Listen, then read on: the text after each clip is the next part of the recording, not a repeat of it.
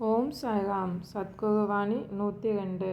இறைவன் நம்முள்ளேயே இருக்கிறார் என்று வேதங்களும் சாஸ்திரங்களும் புராணங்களும் முழங்குகின்றன. உண்மையில் நம்முள்ளேயே இருந்தால் அவ்வளவு மறைவாகவும் இரகசியமாகவும் ஏன் இருக்கிறார்? வெளிப்படையாகவே தோன்றலாம் அல்லவா? இந்த சந்தேகம் சகஜமாகவே எல்லோருக்கும் தோன்றுகிறது. அந்த சந்தேகத்தை எப்படி தீர்த்து கொள்வது? சாவதானமாக கேளுங்கள். இந்த பூமியின் மேல் மனிதர்கள் நடமாடுகின்றனர், மிருகங்களும் நடமாடுகின்றன. மனிதர்களுக்கு இருப்பதும் மிருகங்களுக்கு இல்லாததும் பகுத்தறிவு ஒன்றே.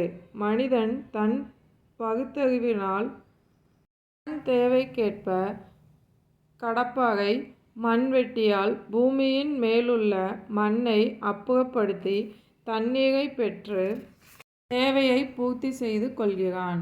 இந்த நீர் எங்கு இருக்கிறது? பூமியின் உள்ளே இருக்கிறது.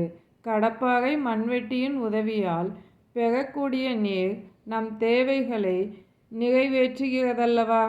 அவ்விதமாகவே ஜீவர்கள் உள்முகமாகி ஸ்ரத்தை பக்தியின் உதவியால் நம் உள்ளேயே இருக்கும் இறைவனை பெற முடியும், காணவும் செய்யலாம்.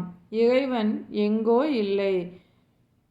கோடான கோடி ஜீவர்கள் எந்த வடிவத்தில் இருக்கிறார்களோ அந்த வடிவத்திலேயே இறைவன் இருக்கிறார். பார்த்ததையே சொன்னது ஏதாக இருக்குமோ அதுவே வேதங்களும் சாஸ்திரங்களும் ஆகும். என் வார்த்தைகளின் மீது நம்பிக்கை வை. ஓம் சாய்ராம். இந்த வாணிக்கான கேள்வி: தண்ணீர் எங்கே இருக்கிறது?